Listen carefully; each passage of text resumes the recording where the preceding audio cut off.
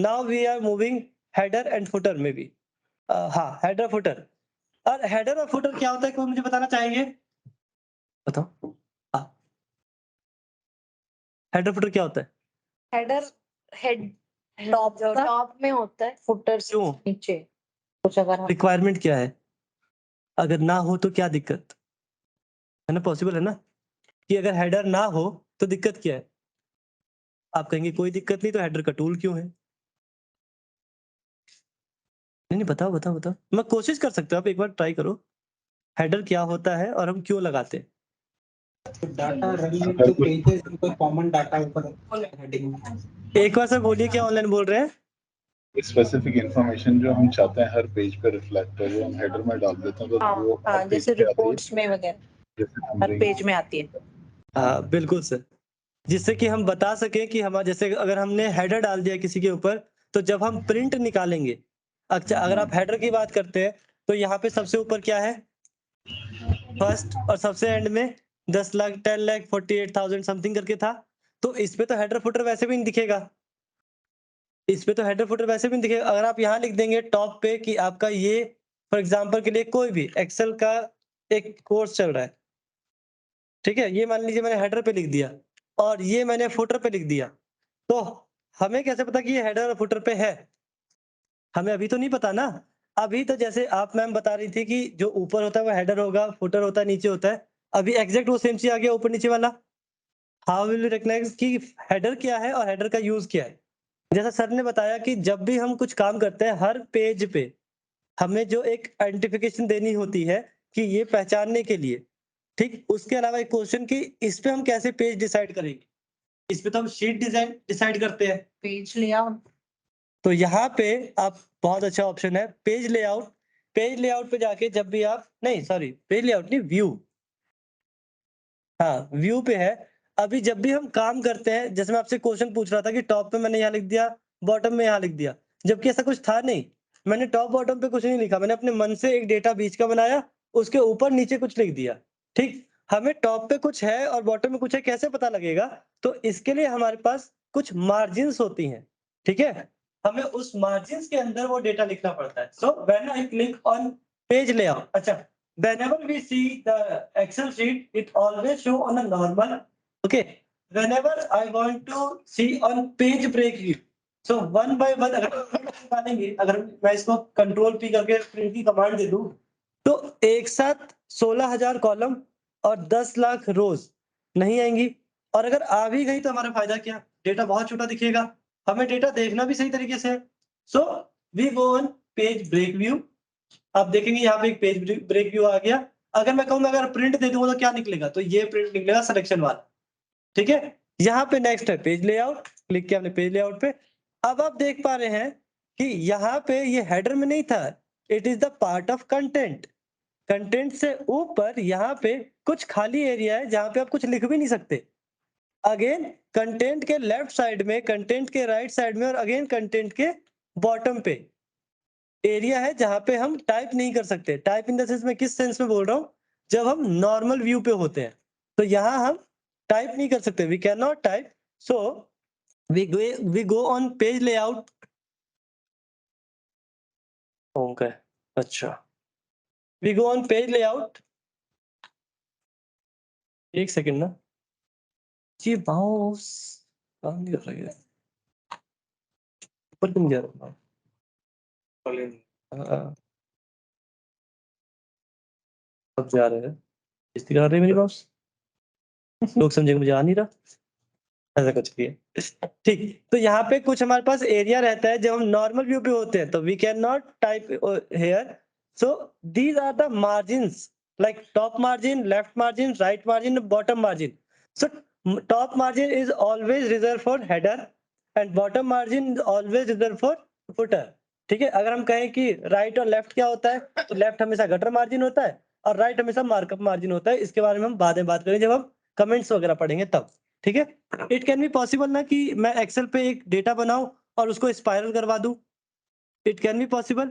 तो स्पाइरल के लिए थोड़ी तो जगह छोड़नी पड़ेगी, तो that is called gutter margin.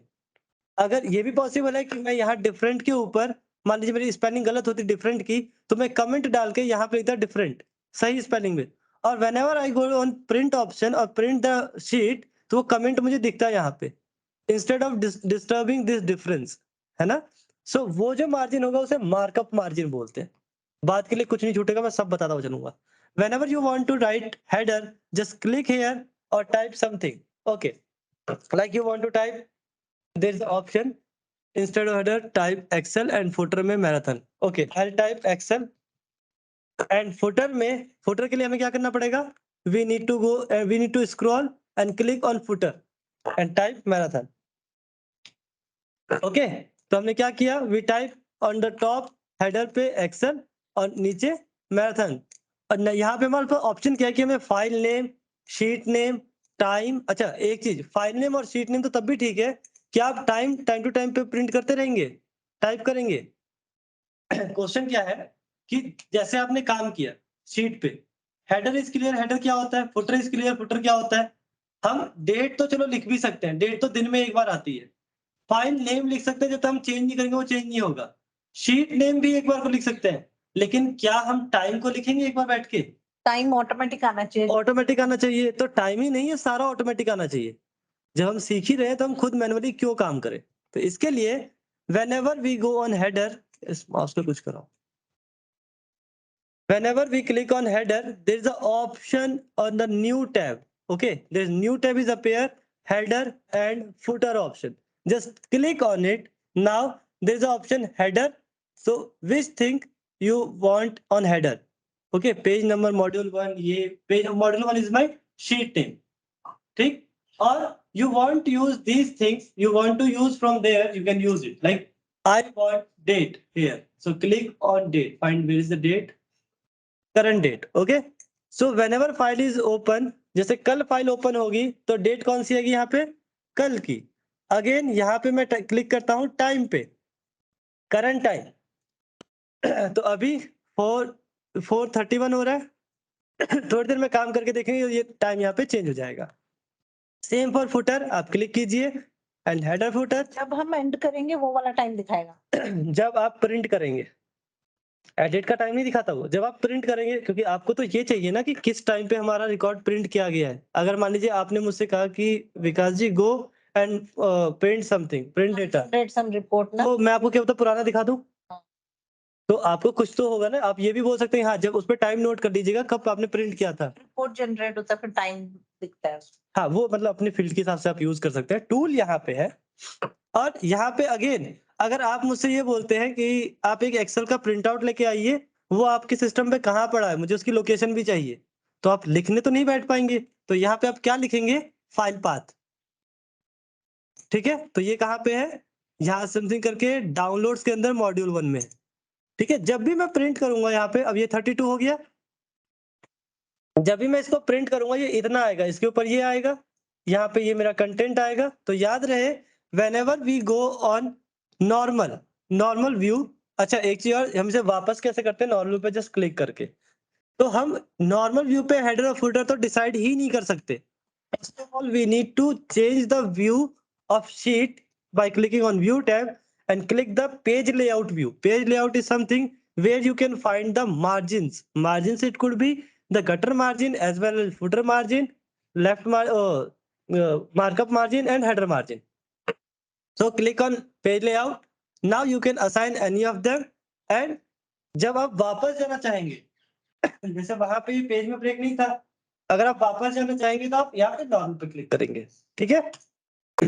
कुछ पूछना है किसी को? नहीं अभी तो नहीं। एक यहाँ पे मैंने आपको क्वेश्चन नंबर 2 दे रखा है, जहाँ पे आपको हेडर और फुटर में ये डिफरेंट चीजें लिखनी है। कोई भी आप में से जो कंटिन्यू प्रैक्टिकल शीट पे काम कर रहे हैं, एक बार लिख के देखिए कि वो आ रहा है या नहीं आ रहा है। अब यहाँ तक क्या था कि हमने टूल्स के बारे में पढ़ा, यहाँ तक हमने क्या पढ़ा, टूल्स के बारे में। टूल्स में ही कुछ नए टूल्स इंसर्ट करना हो गया, कुछ फॉर्मेटिंग हमने पढ़ी, अलग चीजें हमने पढ़ी। अब हमारा जो एक्सेल है, सबको पता है कि एक्सेल पे खाली टूल से तो काम होता नहीं है, हमें सीखना क्या पड़ता है, functions and formula. First of all we have a 2 option, function and formula. Let me clear this thing. If there is something which is predefined, okay, for example, I'm just writing here 2, 6, 5 and 9. just an example. There is an option which I can, okay, I want to add this thing. I want sum of all these things. Okay, this data. So what are the option? I'll just start. अच्छा, एक और चीज बताता हूँ. जब हम function start करते हैं, it always start with is equal to sign, क्योंकि ये एक मैथमेटिकल ऑपरेटर है और is equal to का मतलब होता है कैलकुलेटिव रिजल्ट.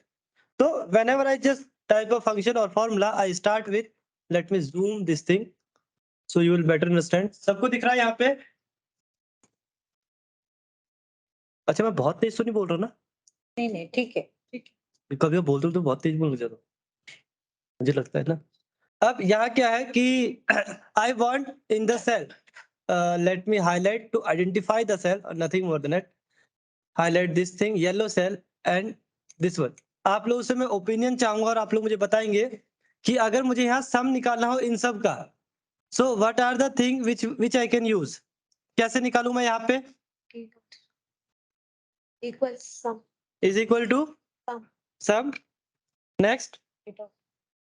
फिर select select this thing, or I told you to avoid the mouse, just click on tab. Okay, tab, and now you want to select this data. ठीक है, you know this thing कि हम ऐसे सम निकाल सकते हैं. कोई दूसरा तरीका? Any other way you can find the sum?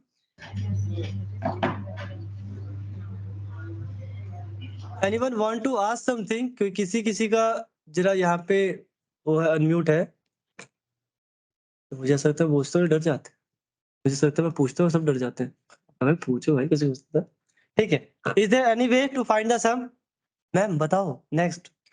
Column को उसको पूरा सेलेक्ट करके नीचे एंटर मारते हैं ना, इक्वल टू सिग्मा वाला साइन जो नॉर्मल. हाँ, ओ ये रहा. हाँ अच्छा बोलो. वो वाला. यहाँ पे एफएक्स पे क्लिक किया आपने, ये बोल रहे हो आप? नहीं नहीं सामने ही दिखता है पूरा ऑटो सम. मीटर के. ये रहा ऑटो सम. एक तरीका क्या है कि हमने यहाँ पे टाइप किया और हमने सम लिखा, ये यहाँ पे आ रहा है, हमने इसका रेफरेंस चेंज कर दिया बस, है ना.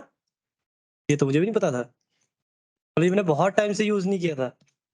काफी टाइम से मैंने ये यूज नहीं किया था, इसलिए मुझे ध्यान नहीं था कि ये भी है. अच्छा ऐसी. अच्छा, इसमें आप कितने यूज कर सकते हैं ये तो देखिए. 1 2 3 4 5. अगर मैं आपको कहूँ और यूज करना है आपको, तो अब मैं कहूँ कि इफ के साथ और यूज करना है तो नहीं हो पाए. तो जनरल टर्म के लिए मैक्सिमम लोगों के लिए इतना ही यूजफुल होता है जिनका एक्चुअली बहुत काम नहीं होता. तो आप क्या कर सकते हैं, सिंपल. यहाँ टूल है आपके पास, आपने क्लिक किया, यहाँ सम निकालना है सम, एवरेज निकालना है एवरेज, काउंट निकालना है यहाँ पे, वो कर सकते हैं. सेम फॉर मैक्स और मिनिमम. ठीक है. और कुछ चाहिए आपको तो you can click on more function, जो मैंने यहाँ से क्लिक करके निकालता. Direct click on here apex. यहाँ पे क्या है कि you can click any of them जो आपको चाहिए. Otherwise you can select all function और यहाँ पे सारे फंक्शन आपको मिलेंगे. जितने फंक्शंस होते हैं you can find it from here. Just click on it. इसमें क्या खास बात क्या है इसके अंदर, इफ आई क्लिक ऑन, बहुत सारे होते हैं, हम एक्सप्लोर नहीं करते. आपको नीड भी नहीं होती. मैं आपको बताऊंगा कि काफी टाइम से मैं ट्रेनिंग करवा रहा हूँ, सारे फंक्शन मुझे भी नहीं पता, क्योंकि क्यों पता करना जब काम ही नहीं. तो जितने जैसे अगर आप मुझसे बोले तो मैं कभी कॉस फंक्शन का यूज नहीं करता, लेकिन जो काइंड ऑफ एक आर्किटेक्ट होंगे मे बी वो इनका यूज करते होंगे. मैं कभी भी पीएमटी फंक्शन का यूज नहीं करता, लेकिन हो सकता है जो फाइनेंस सेक्टर में होंगे वो खाली पीएमटी ही यूज करते होंगे, है ना. डिपेंड करता है तो हाँ, आपको सारा कुछ सीखने की जरूरत नहीं है. आपको उतना जरूर सीखना है जिससे आपका काम बहुत अच्छा हो सके. ठीक है, उतना जरूर आना चाहिए आपको कि आपका काम बहुत अच्छा, और उससे थोड़ा ज्यादा ये सीखना है कि जो आपको आता है वो जल्दी कैसे हो सके. आता है वो मैटर नहीं करता, वो सबको आता है, लेकिन आपका काम थोड़ा सा जल्दी हो सके, बाकी से वो बहुत मैटर करता है ना. तो जैसे आपने ये वाला बताया, ये काफी अच्छा एक ऑप्शन था कि हम इससे यूज कर सकते हैं, लेकिन इसमें लिमिटेशन क्या थी, हम गिने चुने फंक्शन को यूज कर सकते हैं. अच्छा, एक और तरीका क्या था इसका, कोई दूसरा तरीका. एक तरीका क्या था कि हम इसे मैनुअली यहाँ पे करें, then click on plus icon, then click on plus icon, then click on plus icon, then click on plus icon. ठीक है, और यहाँ पे एंटर मार दें. एक तरीका ये भी था. आप में से कोई भी बोलना चाहे कि ये तरीका यूजलेस था. तरीका तो था, कोई भी बोलना चाहे यूजलेस था। बहुत ज्यादा डाटा हो, मुश्किल होगा ना, एक एक प्लेस प्लेस प्लेस करते वो बिल्कुल आपकी बात ठीक है, शॉर्टकट। लेकिन क्या हमें एक्सेल में ऐसे करने की जरूरत पड़ेगी कभी भी, किसी भी टाइम? किसी भी टाइम व्हाट यू थिंक कि हमें ये करने की जरूरत पड़ेगी? नहीं, क्योंकि और ऑप्शन बताओ, बताइए बताइए बताइए। नहीं, या ऑनलाइन में से सेलेक्टेड कोई। डाटा करना हो, जी sir. Sir selected data add करना हो सर। नहीं नहीं नहीं, ऐड करने में तो सर सम का फंक्शन दिया हुआ है ना। मैं एक क्वेश्चन पूछ रहा हूँ, जैसे मैंने अभी मैनुअली किया है, select then plus then select then plus this thing, क्या ऐसा कुछ करने की कभी जरूरत पड़ेगी हमें एक्सेल में? अगर डेटा ज्यादा है तो कुछ स्किप भी हो सकता है फिर, ऐसा करना है। हाँ, तो हम नहीं करेंगे इसे क्या यूज? अवॉइड करना हाँ या चाहिए। नहीं पूछ रहे, बोलो नहीं। नहीं, अच्छा, मतलब मैं एक्सपेक्ट कर रहा था कि हाँ या ना में, अगर ये हाँ होता तो और मजा आता, नहीं होता तो और ज्यादा। अगर हम यूज करेंगे तो मैं ये अगला क्वेश्चन पूछता कहाँ पे, ठीक है? फिर आपको ये पता चलता कि एक्सेल के अंदर सारी चीजें, बहुत सारी चीजें फंक्शन के थ्रू तो होती है, लेकिन कुछ चीजों के लिए फंक्शन ही नहीं होता। कुछ चीजों के लिए फंक्शन ही नहीं होता। अगर अगर थोड़ा सा मैथ ध्यान दे तो एवरेज तो सबको पता होगा क्या होता है।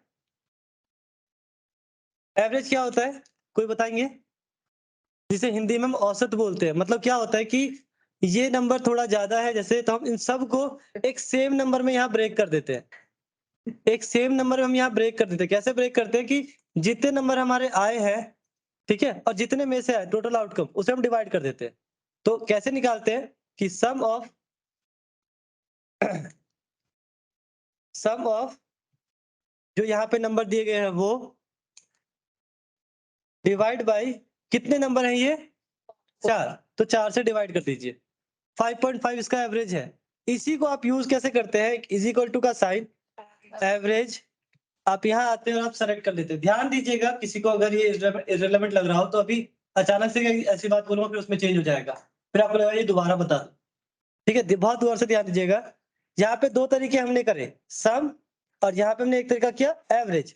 एक तरीका जो हमें मैम ने बताया, यहीं पे बैठे मैम है, कि यहाँ पे क्लिक करके हम एवरेज पे क्लिक कर देंगे और बस इसका हमें सेल रेफरेंस चेंज करना है, सेल वैल्यू हमें चेंज करनी है और वो एवरेज निकाल देगा, ठीक है? तरीके इसमें 3 है, तरीके इसमें 3 है, बस ये जो है और ये जो है ऑलमोस्ट सेम है, ठीक है? तो काइंड ऑफ इसको मैं बोलता हूँ कि ये टूल है, बोल सकता हूँ, क्योंकि यहाँ पे जो है एक टूल हो गया एडिटिंग के अंदर।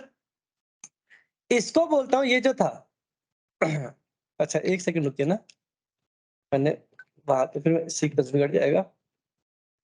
अब इसमें जो था यहाँ पे, जो कि मैंने मैन्युअली डिवाइड का साइन लगा के, यहाँ पे क्या था कि मैंने इसे प्लस प्लस का साइन लगा के किया था, तो ये क्या था हमारा, ये हमारा फॉर्मूला था, क्योंकि इसे मुझे मैन्युअली करना पड़ा। और इसमें क्योंकि मैंने एक साथ एवरेज का फंक्शन लगाया था, तो ये हमारा क्या था, फंक्शन। तो अगर मैं आप लोगों को क्लियर बोलूं कि फंक्शन और फॉर्मूला क्या काम कर रहा है, ध्यान से देखिएगा। अच्छा, ये मैंने कैसे किया ये बताता हूं कि आपकी पूरी शीट पे कहाँ कहाँ पे वो फंक्शन लगा है या नहीं लगा है। इसके लिए एक शॉर्टकट की है कंट्रोल, और एस्केप के ठीक नीचे होता है टिल्ट, कंट्रोल टिल्ट। और एक और तरीका है व्यू टिल्ट, टिल्ट बोलते हैं ना, हल्का सा एस्केप के ठीक नीचे पहला बटन। इसका एक टूल भी होता है, टूल एग्जैक्ट कहाँ होता है? कंट्रोल एस्केप के नीचे होता है, कीबोर्ड है ना? का एस्केप के नीचे बोलो। ये ऑफिस 365 पे, ये ना डेटा टैब पे या व्यू टैब पे दिखता है कहीं पे, एक बस ऑप्शन होता है शो फॉर्मूला का। एक सेकंड, फॉर्मूला पे जाता हूँ, इंसर्ट, क्रिएट, यूज, मैनेज, ये वो शो फॉर्मूला, ठीक है? ये रहा फॉर्मूला टैब पे, शो फॉर्मूला, इस पे किया मैंने, तो जितने भी फॉर्मूले आपने लगाए होंगे सारे आपको दिख रहे हैं, ठीक है? तो क्योंकि इसमें सम यूज हुआ था, तो ये हमारे क्या हो जाएंगे, फंक्शन हो जाएंगे। एक हमने टूल के थ्रू किया और एक हमने मैनुअली सम के थ्रू, और इसमें मैंने एसयूएम को ब्रेक करके मैंने खुद कस्टम किया था, ठीक? एक दो आपको बता देता हूँ, जैसे परसेंटेज, परसेंटेज का कोई फंक्शन ही नहीं है, आप निकाल ही नहीं सकते परसेंटेज को बिना उसके। परसेंटेज होता क्या है? बताओ परसेंटेज क्या होता है? अच्छा कोई भी ऑनलाइन में से बताना चाहिए, थोड़ा सा मैथ खेलते हैं, फिर हमें एक्सेल में एक अच्छी चीज जानने को मिलेगी। We will get to know the good thing कि व्हाट, पहले क्वेश्चन मेरा सिंपल ये है कि व्हाट इज द परसेंटेज 100 में से कितना मिलेगा? ऐसे। एग्जैक्टली। अगर मैं बात करूं परसेंटेज की, तो उसे हिंदी में प्रतिशत बोलेंगे, तो 100 का कौन सा हिस्सा, ठीक है, तो कौन सा टर्म जो उसमें से 100 में से आएगा वो चीज। एक यहाँ पे क्वेश्चन था फॉर्मेटिंग से रिलेटेड, जब यहाँ पे आए थे हम यहाँ पे आपने ध्यान दिया क्या, परसेंटेज एंड एवरेज सेम आता है, परसेंटेज एंड एवरेज सेम आता है। अगर आपको उस पे नहीं लग रहा, तो यहाँ पे क्या था, मैंने फंक्शन लगा रखा था, फॉर्मूला लगा रखा था। जब भी मैं रिफ्रेश करूंगा यहाँ पे, और मैं रिफ्रेश कैसे कर रहा हूँ, just by clicking on blank cell and click the type the this one delete key, आप हमेशा देखिए परसेंटेज और एवरेज सेम आएगा। व्हाट यू थिंक कि परसेंटेज और एवरेज सेम होता है? सेम है तभी सेम आ रहा है ना। अच्छा तो मैथ के टर्म में परसेंटेज एवरेज सेम होता है? अगर सेम होता है तो हमें पढ़ाई होता। जी सर। वो अलग चीज है। लेकिन सेम आता है ना ज्यादातर केस में। हाँ सर, आप कुछ बोल रहे थे, आपकी आवाज नहीं आई, प्लीज एक बार बोलिए। सेम नहीं होता। एग्जैक्टली सेम नहीं होता, तो मैं पूछना चाह रहा हूँ डिफरेंस क्या होता है, मतलब क्या डिफरेंस होता है कि परसेंट और एवरेज अलग अलग होते हैं। अगर देखा जाए तो परसेंट इज समथिंग द 100 का कौन सा हिस्सा, द पार्ट फ्रॉम 100। अगर देखा जाए average, average is the equal distribution by the value. हाँ सर, कोई बताएंगे सर, मैम? और जबकि हम इसका काम काफी करते हैं, अगर हम देखें तो हम बहुत जगह यूज करते हैं। आप लोग यूज करते नहीं करते? परसेंटेज एवरेज का यूज करते हो आप लोग? हमारे इसमें ये नहीं होता, नहीं, हमारे काम में नहीं आता ज्यादा। अकाउंट्स वाले। हाँ तो अच्छा, फिर जो जितने अकाउंट्स वाले होंगे ना, अच्छा मुझे एक चीज बता दें, कौन कौन सा आप लोग यूज करते हो, उसमें ज्यादा ध्यान दूंगा फिर, है ना, उसे और क्लियर बता दो। फिल्टर यूज करते हो आप लोग? फिल्टर ने बताया था, फॉर्मेटिंग करते हो आप लोग, हेडर फुटर करते हो आप लोग, ठीक है। तो एवरेज परसेंटेज में सिंपल डिफरेंस होता है, क्योंकि एटलीस्ट ये अकाउंट्स में ज्यादा यूज होता है, तो अभी मैं इस पे पूरी क्लास नहीं खींचूंगा। परसेंटेज इज समथिंग 100 का कितना हिस्सा, और एवरेज इज समथिंग कि हर किसी को बराबर बराबर बांटा जाए, ठीक है। अगर एक जगह 5 होगा, एक जगह 4 होगा, एक जगह 3 होगा, तो हो सकता है 5 में से वो 1 माइनस कर दे, 4 में से 1 माइनस, सबको 3 कर दे, ठीक है, जो उसका एवरेज निकलता है। परसेंटेज अगर मैं कहूँ कि 25 100 का कौन सा हिस्सा है, तो चौथा हिस्सा है, तो 4% ऐसे करके आ जाएगा। अगर मैं जब भी परसेंटेज और 100 को, परसेंटेज और एवरेज को जब भी कंसीडर करूंगा 100 तो हमेशा परसेंटेज बराबर होगा एवरेज के। वैल्यू जो होगी परसेंटेज की is always equal to average when I consider my whole number is 100, when my total outcome is 100 and assigning a number from 100, so at a time percentage is always is equal to average। समझ में आ गया? That is why ये दोनों average और percentage same आ रहा है। मैं subject था, मैंने 3 सब्जेक्ट में से दिए थे 300 में से, तो यहाँ पे 100 में से परसेंटेज दिया था, ये देखिए, है ना। और यहाँ पे क्या था, मैंने क्या दिया था, 100 में से हाईएस्ट नंबर थे। एवरेज तभी हुआ ना कि 100 में से दिए थे मैंने, तो जब मैं 100 की बात करूंगा, सो ऑलवेज परसेंटेज एवरेज के बराबर ही आएगा। ठीक, इस किसी को पूछना है इसमें कुछ, एनीथिंग? ठीक है, नहीं।